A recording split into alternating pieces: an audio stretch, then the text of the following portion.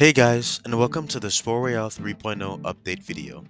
In this video, I'm going to be giving you guys a preview of the new content and changes coming in the next update. So let's get started. Welcome to the biggest update for Spore Royale 3.0. This update features a brand new game mode called Spore Royale Gauntlet that's on a brand new map called the Menagerie, which is exclusive to Gauntlet. Next, we have 4 brand new classes that are sure to shake up the meta. A new hub area that gives players clear access to features in Spore Royale, brand new looting system featuring loot rarities and a wider range of loot, 20 new items including a brand new armor set and 2 new weapon types, updates to shrines, obelisks, and spore vaults, and a slew of balance changes, adjustments, and quality of life across the board for all classes in the game. First off, let's talk about the new game mode Spore Royale Gauntlet and how to play it. Spore Royale Gauntlet, or just Gauntlet for short, is a respawning game mode where players need to compete to reach a score limit. In order to earn points, players need to look out for key objectives that will appear during the match. The first and most important objective that will appear is the capture point. The first of 3 capture points will appear after the initial looting phase of the game. It will appear randomly in 5 out of the 6 unique locations located in the Menagerie, and players must stand in the appropriate area to start earning points. Even though the game will tell you where the capture point is located, a nice thing to look out for are the waypoint beams that are in the sky, indicating where the capture points are located. Following the first capture point will be when Chaos Plumes enter the arena. To earn additional points before the next capture point appears, players can destroy these Chaos Plumes. When approaching Chaos Plumes, 3 Plumites, which is a brand new enemy, will appear, making the Chaos Plumes immune to taking damage. Once the Plumites have been dealt with, Chaos Plumes are rendered vulnerable. If Chaos Plumes are not destroyed quickly enough when they are vulnerable, Plumites will respawn, once again making them immune to damage. The next and final objective that will appear are Exile Tenants. Just like Exile Hunter, Exile Tenants are boss monsters that the players must hunt down in order to gain a point bonus. Speaking of Exile Tenants, now would be a good time to introduce the 2 new Exile Tenants coming to Spore Royale 3.0. Snow Baron Elite and Frostburn Snow Baron are new Exile Tenants that will appear alongside the already existing ones in Gauntlet. Oh, and before I forget, let me explain how respawning works in Gauntlet. Unlike Spore Royale, when you die in Gauntlet, you will keep all your items and will respawn in 15 seconds. Dying, however, will cost you 200 points, so make sure to hold on to them tightly. In Gauntlet, when you die using the new version of the Angel Effigy item, which is now a physical item that you'll need to use, it will allow you to skip 1 respawn timer, allowing you to get back into the match quicker. Once a single player reaches the score limit, which is 5,000 points, the player will win the game. Next, I would like to introduce to you guys the 4 new classes coming to the roster. Architect, which is a defensive builder that allows you to create structures to gain an advantage over your opponents. Scion, which is an adaptive teleporter that has potent area denial. Sage, which is a high mobility class that is the master of fire and ice. And finally, Cauldron, which is waiting to brew up disaster. Let's start with Architect, which is the long-awaited builder class coming to Spore Royale. Architect's passive, which is called Bulwark, allows you to create up to 2 walls when you're crouching. Another part of Architect's passive is when you're standing near structures you've built, you gain a minor attack and defense boost. Next up, we have Architect's ability, which is Tower. This ability promptly allows you to create a tall tower. For 10 seconds after creating the tower, you can trace build, automatically placing blocks under you to give you access to different angles. This can also be comboed with your passive to allow yourself to stay on platforms you've built for longer. Lastly, for Architect's Ultimate, we have Construct. Construct allows the user to summon 4 sentries that will defend you. An advantage of this ultimate is that it also creates Architect blocks, allowing you to create a more defensible space more effectively. Next class we have is Scion, our teleporting tyrant. Sion's passive is called Pure Soul. This passive makes it so you can't be affected by either positive or negative statuses, but you can still be affected by mob effects. Sion's ability is Psionic Edge, which allows you to throw a glaive that will stick to surfaces. If you recast the ability within a short time, you can teleport to it, creating an explosion that causes targets to bleed.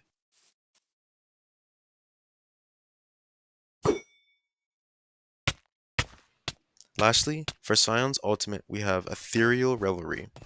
Over 5 seconds, plant 5 glaives into the ground that last for 20 seconds. The last glaive placed creates a large damaging explosion that stuns targets for 3 seconds. Next class we have is Sage, our dichotomous dueler. For Sage's passive, we have Frost Fire Protection. When using a Royale ability or grenade, you gain a Frost Fire sprite that can be summoned. In addition to this, it will make you temporarily immune to fire damage and freezes. Sage's ability Frostfire Flourish grants you agility and a burn aura that lasts for 3 seconds. After 3 seconds, leap into the air and upon landing, slam the ground, freezing targets for 2 seconds. Another thing to add to this, while Sage is falling during Frostfire Flourish, you gain the ability to fire a Frostfire projectile that slows and burns targets. Lastly, for Sage's ultimate, we have Sundering Equinox. With Sundering Equinox, create a meteor shower of fire and ice that will burn and freeze targets. Be careful when using this ultimate though, as you could end up dying to your own power.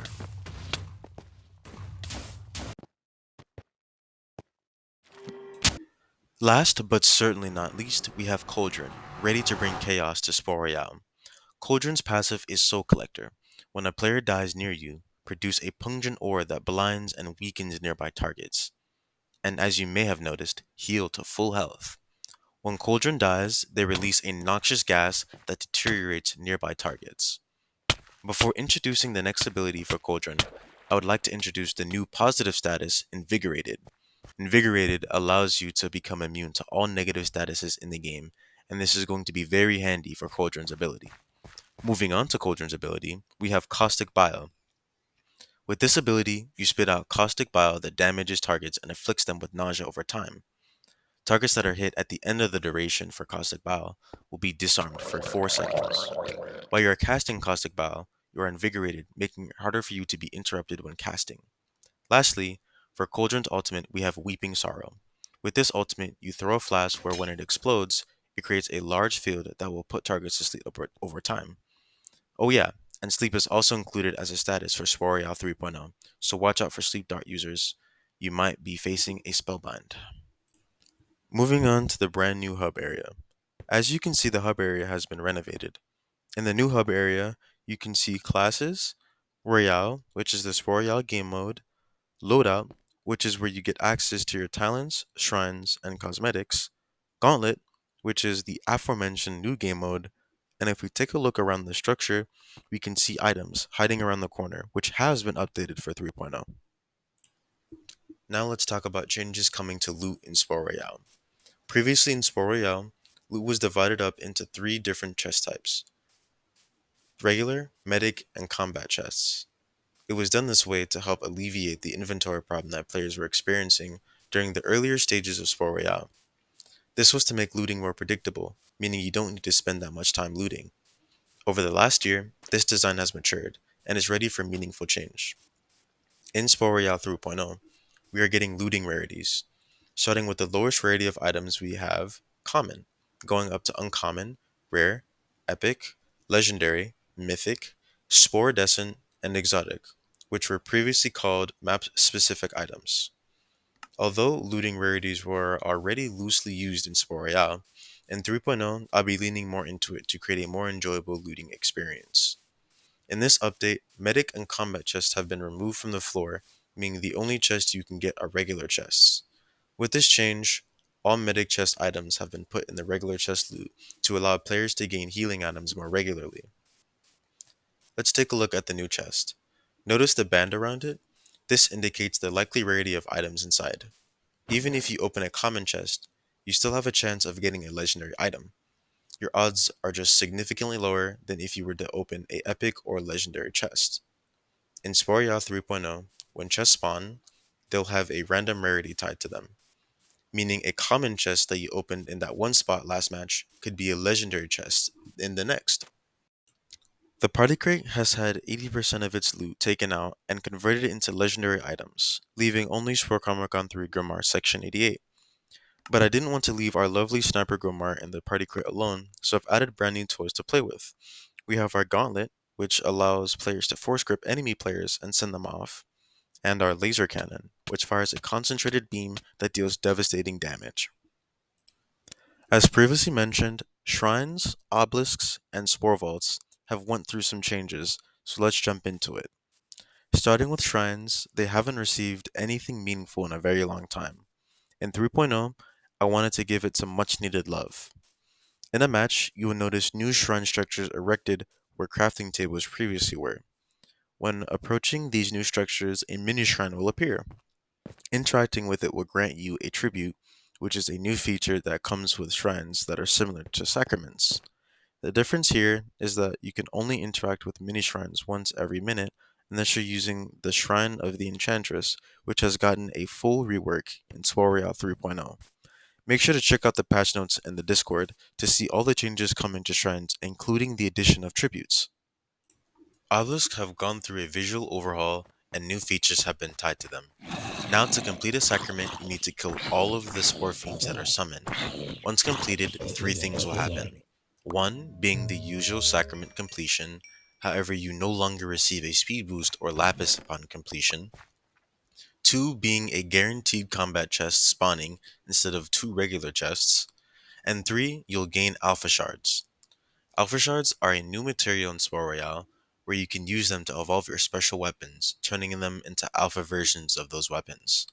Alpha weapons have their enchantments upgraded and their properties augmented, meaning they gain a unique ability.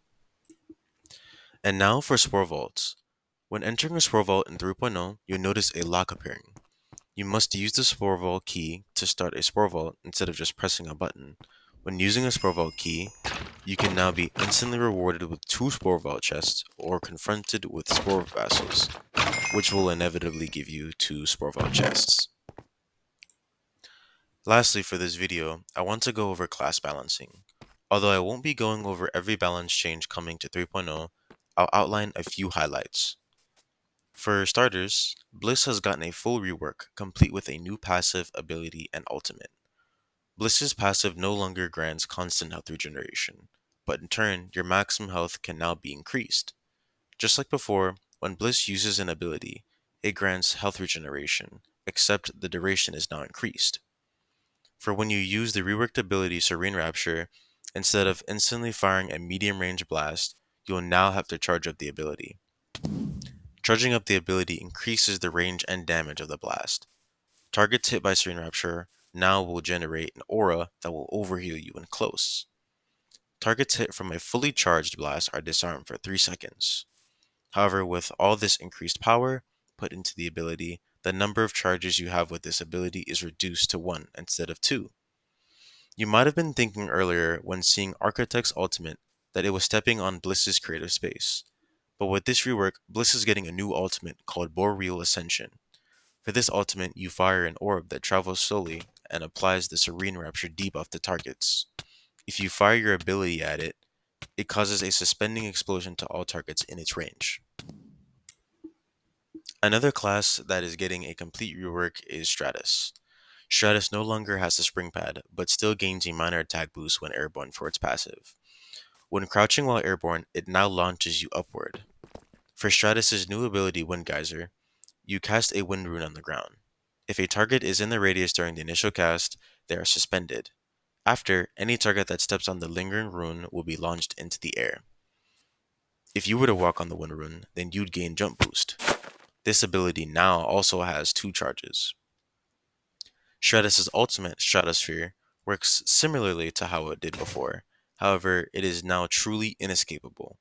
Ender Pearls can no longer be used to teleport out, and Trespasser's ability will no longer allow you to escape the effects of Stratosphere. When you use Stratosphere, it augments your ability to become a powerful wind blast that damages enemies. If there are any remaining targets when Stratosphere ends, they become spring loaded for 5 seconds. And the last class balancing change I'm going to be going over in this video is Conduit. Conduit's kit has been refreshed for 3.0. Conduit's passive works similarly to how it did before, but instead of stunning targets with lightning, targets hit with a lightning strike created by you are now statically charged. Hitting statically charged enemies with a non-basic weapon like the Blicky Blade would create a secondary lightning strike at their location. For Conduit's refreshed ability, it will now always work regardless of whether a target is inside its effective range. When casting Tempest Maelstrom, you are now temporarily immune and fire resistant. With stunning removed from their passive, Tempest Maelstrom once again now has the capabilities of stunning, but for a lesser duration than it was before. Finally, Conduit's ultimate Spark Overdrive gains an increased duration as well as a slightly larger radius. There's tons more changes in Sporia 3.0 that I didn't go over in the video, like the new progression systems for Mastery, so please make sure to check out the patch notes and the Discord. Thank you for watching.